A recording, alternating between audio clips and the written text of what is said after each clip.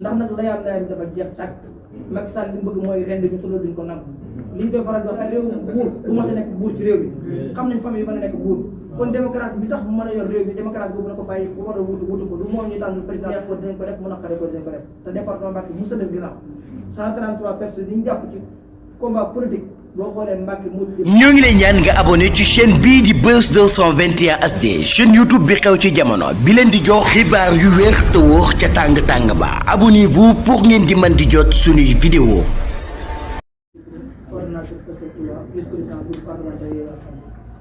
maa ngi nuyu ñëpp di sant ñëpp di jëlee ci nuyu la Cheikh bi Serigne Cheikh Mahamadou Moustapha di ko ñaanal sama borom mu yàgg fi loolu tëjee bala maa démarrer nag damay mosawu askanu Touba ndax 4 mois yi ñu génn wala 5 mois yi ku ci nekk gis na ne dañoo manqué ndox lool ndox nekk loo xamante ni képp ku ko manqué di ngir ñu manqué ko kon nag jàpp naa ne juróomi weer yi ñu génn wala juróom-benn weer yi Touba ñu ngi dund mois yi difficile dégguma kenn wax ministre hydraulique maa ngi dégg ñu ne tey dina fi ñëw wala suba dina fi ñëw waaye mu ñëw fi rek def ay discours dem doy dañoo bëgg Touba mu indi ay solution ci manqué ndox ndax bu màggalee day manqué ndox gàmmu day manqué ndox ak juróom bu bëri day manqué kon jàpp naa ne jot nañu saafara ndax dëkk bu mel ne nit ñi 1998 dañu amoon forage fii ma waxee nit ñi 50 000 personnes ña ngi fay yeewoo ci benn forage loolu yenul maanaam kon jàpp naa ne Touba jot na nguur bi considéré leen pas mu dëkk boo xamante ni élection yi dafay perte di leen fullaam di leen fay daal fu àññam mën a amee ñeenti forage kon dëgg yàlla Touba war nañu mën a juróom-ñeenti forage kon ñu wax feneen ba ma bëgg a duggaat li ma waroon wax lépp Ahmadou Lo coordonnateur département wax na ko ak soxna Fatou man sax li may faral di wax ñun Pastef dañoo war a wàññi discours bi ne ci terrain nga xam ne fii njàmmaaroo gat sa la xam ko Ahmadou Lo waxee léegi rek Macky Sall gis nañ ne Ousmane Sonko boo ko tuddee ñi ko xam dëgg-dëgg sax neen boo tuddee tur Ousmane Sonko ci aw saago nday leeral bi di wet kon kooku adversaire politique am ab ennemi la ko jàpp kon jàpp naa ne ñun ñuy taxaw naan Macky Sall day doxal démocratie nanga loolu ku xamul Macky Sall moo koy wax yéeneen bi dana rëy mooy ñu ne Ousmane Sonko li ñaa ngi koy seedi man ca kaso waaye loolu dama wax ne yéen a jóg bi du ko am ba léegi Ousmane Sonko nekk ci kaso bi mooy Macky Sall génn ca palais loolu nag maa ko wax dafa am caméra dugal nañ nag demande autorisation comme ni ko coordinateur wax dañ koo yëgal tàgguwuñ te noonu laa ko waxee bi ma ko jotee keroog bi ne bureau commissaire Camara bi nee naa ko yéen loo leen def yéen a ko tay da ngeen tay ndax mënuñu dugal keroog demande autorisation depuis le 3 mu bàyyi ba le 9 mu door ñëw woon tey ñu dugal kañ dañoo dugal demande autorisation même jour vendredi commissariat woon kon liñ defoon ba jàll wane na ñoom ñoo ko tay ñun nag liñ ko waxoon dañ leen a yëgal mu neex leen dinañ mars mu naqare leen dinañ mars leen nag 15 dañ ko woote fii ci Mbacké ñu ngi démarré ci station totale bi jëm biir Mbacké wër mars bi nag ñett waral na ko bi si njëkk mooy ñi nga xam dañ leen jàpp ci manifestation le 10 février bi jàpp bu ñu tuddee sëñ Assane Mbacké mën naa yóbbaale kilifa diine yëpp ak yeneen jàngalekat ak ay xale étudiant ñu jàpp leen jàpp ni nga xam ne dara tegewut ci yoon lu dul dañoo demande dañoo bëggoon def loo xamante ni yoonu Sénégal moo ko permettre muy demande manifestation kon jàpp naa ne loolu buñ ciy jàpp dañu ko war a jàpp ci lieu ba ñoon fa la ñuy def manifestation mais ku dugg oto dem kooku jàppuñ ko dañ ko kidnapp te nag li may faral di wax ñun bu taxee bi naan nañ leen bàyyi du saafara Macky Sall rapport de force lañ ko wax la xam kon nag la 15 bëgg naa képp ku yeewoo Mbacké moo xam ndox mi manqué li ñuy woote ci manifestation dafa bëri ba ci dund ko seer bi dañ ciy woote pour manifestation ndax Macky Sall ñu yor réew mi jaarul yoon loolu xam ko mooy sëñ Tuubaa murid kon nag xeex Macky Sall dama jàpp ne du ndam ci kenn foo toog ñëpp bañ ko mooy ndam ci képp kuy Sénégal ndax amatul majorité ci Sénégal te 2024 yoon muy ko mu nekk candidat kon jàpp naa ne manifestation bi ñu war a def képp ku yeewoo ci département Mbacké ñu ngi la ci woo pour nga ñëw ci te xam ne Macky Sall ñu yor réew mi baaxul jaarul yoon kon ñu ngi woo askan waa département Mbacké yëpp beneen bi ju toppaat muy la suba la 14 yéegi askan dañu woote manifestation foofu ci ACAPES Dakar teere Parcelles Assainies manifestation boobu ni nga waxee ci bii laa ko waxee rek dañu koo yëgal rek mu neex ko dinañ ko def mu naqare ko dinañ ko def te département Mbacké mu sa des ginnaaw 133 personnes yi ñu jàpp ci combat politique boo xoolee Mbacké moo jël première ñun rek ñoo am 53 personnes kon combat de libération combat de libération Sénégal nit ñi suñu tubaab ma ne ñëpp noonu la ci département Mbacké ma ne ñëpp boo demee kaso Dakar yee waa Mbacké ñoo fees dell bu ma ko waxee sama xel day di Abdou Sylla nga xam ne ñu ngi ko jàpp depuis 8 mois mi ngi ci kaso te buñ la jàppee 6 mois yoon déglu la dañ laa war a bàyyi nga dem te Abdou Sylla ñëpp xam ne ne cuuj boobu nekk ministre de l'intérieur moo ko jàppale ngir dig na xaalis ko jàpp kon manifestation bi ñuy wax rek dañ ci demande libération Abdou Sylla ku ci nekk seen xel day demaat ci Diop Taïf moom it ci département bi la dëkk fépp fu mas a gis Ousmane Sonko dañ ko gis ci wetam kon la 15 dañuy demande libération Diop Taïf ku ci nekk suñu xel sa dina dem ci Ndongo Diop kon yaakaar naa département Mbacké département la boo xam ne ay bañkat lañ Ousmane Sonko mii ñu ànd di ko jàppale ci politique gis na day bañ moo tax waa département Mbacké ànd ak moom buñ gisoon ne day complot réew mi duñu ànd ak moom département Mbacké ku bëri mënu ànd ak moom yorub xaalis taxul ñu ànd ak yow le preuve mooy élection législative yi ñu génn milliards yoo xalaat Macky Sall dugal na ko ci département ki yor carte kat bi gën a mag mooy Lonase Lat Diop indi fi ay xale ku ci mel ni Antoine Diop ñëw na fi indi fi ay xale ak ñeneen ak ñeneen te teewul ñun 109 000 voix lañ sax kon département bi du département bu ñu jënd du département bu ñu département bare nañ ci yow bare ci loo mën a am mënoo fay jënd kenn mënoo fay xooxatal kenn ndax koy xooxatal da ngay xooxatal ay ragal yow mi nga xamante ne ragal bi nga war a tëj nga ñëw ci si nga laaj baara bi jooy nan laa war a gën a tëj kon nag fii Abdou Sylla dala 15 premier acte rek bu nite la mais dinañ ko lawal ba feeg ñu bàyyi suñu dëkk politique yi ndax nag layam dafa jeex tàkk Macky Sall li mu bëgg mooy rend ñu tuddoo duñ ko nam li ñu koy faral di wax mooy Ousmane Sonko heure bu li ko Ousmane Sonko waxoon ci mois de février ba di jàll xeex bi mën naa ci ñàkk ay donc waaye yow sa nguur dina jeex loolu laa gëm loolu laa gëm damay dalal xel patriote yi yëpp mais yéen xeex rek ngeen war a def mais Ousmane Sonko moom li ko garanti mu jot ci réew bi loolu yàlla dogal na ko pare xeex leen dara Ousmane Sonko li may waxaat di ko tëjee samay kàddu nag mooy le 16 ñett fan yi ñu jëm muy le 14 le 15 le 16 mooy ñett fan yoo xam ne ci lañu war a libérer Sénégal man loolu laa gëm président Ousmane Sonko waruñoo gën a gore président Ousmane Sonko ñàkk na liggéeyam ngir Sénégal président Ousmane Sonko am na ay doom yoo xamante ay 19 ans lañu ay 20 ans heure bu ñu génne ñaan li seen bàyyi moo wéere diw seen bàyyi moo sàcc diw kon kooku bu ñàkkee lépp pour Sénégal bu saako ceeb doon jar 50 000 francs mën na di ko jënd di ko yëg ndax xam-xamam man na may na ko ba liggéeyam may na ko kon bu sacrifié boppam ñun Sénégal yi ñu dénk suñu bopp waruñoo gën a gore te jàpp naa yi duñu gën a gore ñun waa Mbacké moom duñu gën a gore comme waa Fat heure boo déggee ñu ne Macky Sall ren na Ousmane Sonko mooy ren na 100 000 sëriñ yi nekk ci département Mbacké. Ah oui, ah oui. kon ñu ñëwoon ñëpp la 14 la 15 la 16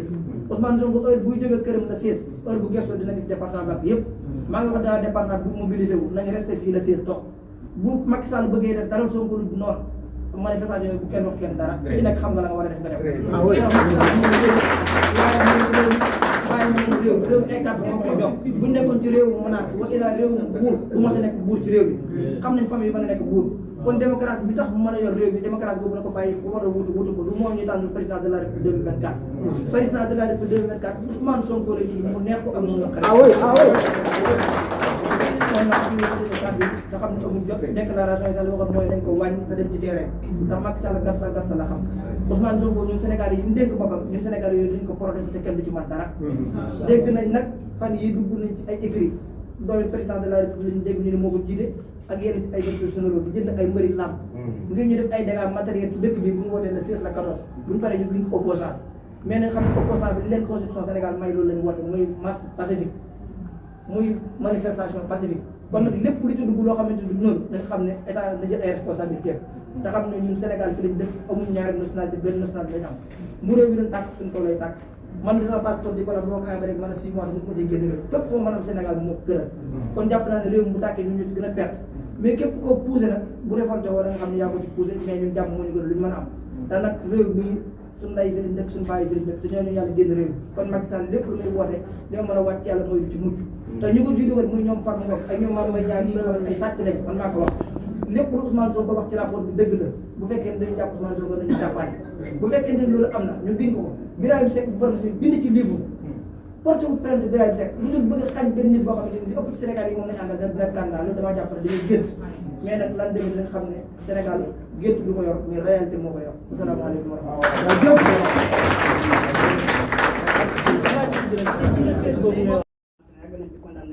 kon jot nañ la seen condamnation mën naa xam nga boo ko wax amul jom dafa jaay juddoo Macky Sall man du ma ko tontu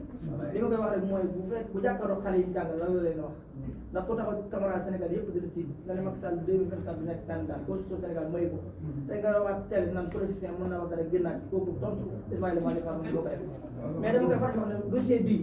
ñun patriote yi bu ñu ko jàppee dossier politique bu ñu ko jàppee dossier yoon dossier politique la. dossier politique nag politique moo koy lijjanti. xam ne ni ñu koy seeree te dinañ ko seeree incha allah rabbi.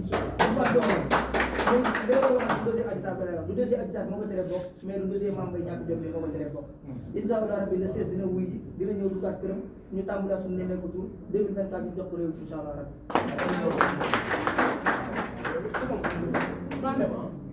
léegi kan moo nekk version française pour Calais. Au bout de la presse ici présente, nous saluons toute l'assistance et saluons aussi la présence de l'honorable député Serigne Cheikh Thioro Mbacké. Nous saluons la présence du coordonnateur Ahmadou Lo à nos côtés et de l'honorable député Bamba Mbodj. Donc la raison de notre rencontre d'aujourd'hui est assez claire. Il s'agit tout simplement d'une conférence de presse pour tenir l'opinion nationale et internationale sur un certain nombre de faits. Donc la première chose, c'est que nous avons actuellement, où nous parlons, plus de 40 détenus au niveau de Diourbel. Plus de 55 détenus au niveau de Diourbel. Et toutes ces personnes ont été, je dis bien, kidnappées, tout simplement parce qu'ils font partie du parti passé. Parce qu'ils ont exercé un droit constitutionnel qui est le droit de manifestation. Donc, nous affirmons l'opinion nationale et internationale et aussi disons au président Macky Sall que tous ces détenus politiques, dont je peux citer notamment Serigne Assane Mbacké, Diop Taïf, Abdoulaye Sylla, Ndongo Diop, qui sont tous de Diourbel, donc doivent être libérés dans les meilleurs délais. Mais si ces détenus ne sont pas libérés, donc nous allons passer à la vitesse supérieure. D'ailleurs, demain, nous avons prévu une marche ici à Mbacké. Nous convions toutes les populations de Mbacké, tous les dignes fils de Mbacké, à venir nous répondre présent, le 15 à Mbacké. Demain, nous avons une marche nationale au niveau de Dakar, organisée par la coalition Yewwi Askan Wi avec le président Ousmane Sonko. Nous invitons tous à venir répondre présent pour montrer encore une fois au président Macky Sall qu'il est sociologiquement, politiquement minoritaire dans ce pays, qui ne peut pas briguer un mandat de trop et qui n'essaie pas de briguer un mandat de trop.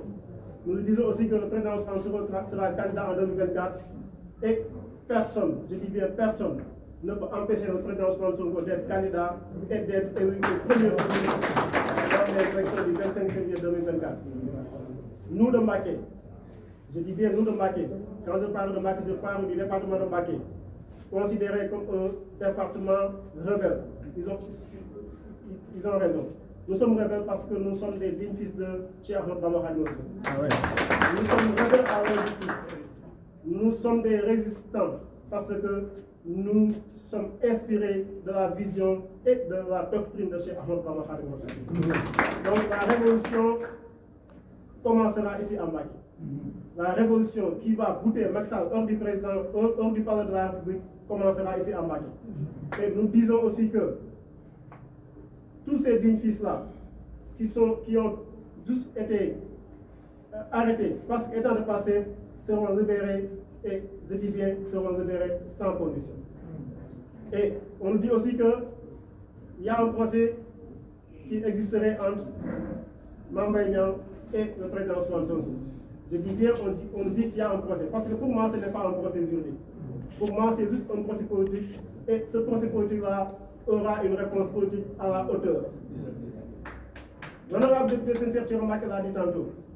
Le président Ousmane Sonko ne sera pas écarté par un soit dossier de Adji Sarr. Il ne sera pas non plus écarté pour un soit dossier disant de Mame Mbaye Niang. Il sera candidat, il sera élu par les Sénégalais parce que les Sénégalais ont adhéré à sa vision, les Sénégalais ont adhéré au projet de passé, les Sénégalais ont adhéré à la vision politique du président Ousmane Sonko. Donc, c'est ça une réalité que le président Macky Sall veut donc remettre en cause, mais encore une fois, il n'a pas affaire au président Ousmane Sonko, il a affaire à l'ensemble du peuple sénégalais et le peuple sénégalais est souverain. Mais qu'est-ce que vous répondez au ministre de la Justice, Ismaïla Madior Fall, qui a déclaré qu'il y ait une possible condamnation pour le leader de Pastef? Bon, à vrai dire, moi j'ai honte, j'ai du regret, parce que moi qui vous parle, je suis un ancien disciple d'Ismaïla Madior Fall. il m'a encadré en deuxième année de droit constitutionnel. Mais j'ai vraiment honte de dire qu'il était mon professeur. Parce que quand un professeur d'université se permet de dire qu'un professeur doit être nuancé, c'est lui-même qui parle, hein, je sais. Un professeur doit être nuancé. Il faut changer de discours en fonction des circonstances. Et rien ne lui impose de ne pas changer de discours si les circonstances changent. Donc, Ismaël Madior Fall dit tout simplement en termes clairs qu'un homme peut mentir au vu et aussi de tout le monde. Je dis bien, la morale la plus élémentaire réprouve le mensonge. Encore moins un mensonge d'un homme d'État. Quand donc le président de la République se permet de dire que Mahfoud Wakhet et que le ministre de la Justice lui-même dit que donc le président peut être candidat, alors que lui-même avait dit qu'il ne peut pas être candidat. Donc quand ce Ismaël Madior Fall revient pour nous dire que Ousmane Sonko sera condamné en tant que ministre de la Justice, c'est ça qui est grave. Parce qu'il s'est prononcé dans un dossier en cours, un dossier pendant en justice, alors que lui-même est le ministre de tutelle. Donc c'est juste pour dire que, pour ceux qui en doutent encore, qu'au Sénégal il n'y a pas de justice, au Sénégal il n'y a pas de démocratie, au Sénégal il n'y a pas d'état de droit, au Sénégal c'est le règne de la terreur. Vous avez déposé une demande d'autorisation pour manifester le 15. Craignez-vous à une deuxième interdiction de cette manifestation? Bon, avec ce régime en agonie, on s'attend à tout. Hein, parce que nous avons en face un régime en agonie. Donc, quand on est en agonie, on peut se permettre de tout. Mais ce qui est évident, c'est que nous n'avons pas déposé une demande d'autorisation. Nous avons déposé une lettre d'information auprès du préfet, comme l'a prévu la Constitution et les lois de ce pays. Donc, juste pour dire que on n'existe pas, on n'attend pas une autorisation. On a demandé d'informations et on va faire notre marche. Autorisé ou pas autorisé, la marche se fera le 15 Inch'Allah. Ah oui, ah oui. Maintenant, je l'avais dit la dernière fois, le préfet n'a qu'à prendre ses responsabilités. Le préfet n'a qu'à prendre ses responsabilités. La dernière fois, il a mis le feu au niveau de Mbacké et il a échappé. Mais si cette fois-ci, il se permet de mettre le feu dans notre chère localité, il n'a qu'à prendre ses responsabilités. On l'a averti en gros.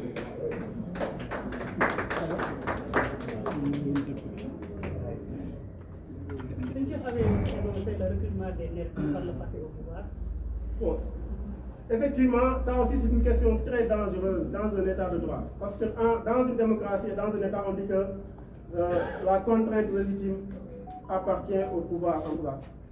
Donc seul l'État détient le monopole de la violence légitime. Mais quand on voit maintenant des nervis accompagner les forces de défense et de sécurité au vu et au su de tout le monde, ça veut dire que personne n'est en sécurité dans ce pays. Et nous avons vu le président Ousmane Sonko qui a failli être attaqué au niveau de la tunnel par des nervis au vu et au su des forces de défense et de sécurité. Et au lieu d'attaquer et de neutraliser ces nervis, ils ont violenté le président Ousmane Sonko, ils ont caillassé son véhicule pour l'amener de force donc, au niveau de son domicile. Donc juste pour vous dire que c'est là où nous en sommes avec le président Macky Sall. Personne n'est en sécurité, on vit dans l'arbitraire, on vit dans l'insécurité, mais encore une fois, le peuple sénégalais est un peuple très mature, le peuple sénégalais est un peuple très éveillé, et le combat se fera dans tous les domaines, se fera dans la rue, se fera aussi au niveau international, et nous invitons encore une fois tous les patriotes épris de paix et de justice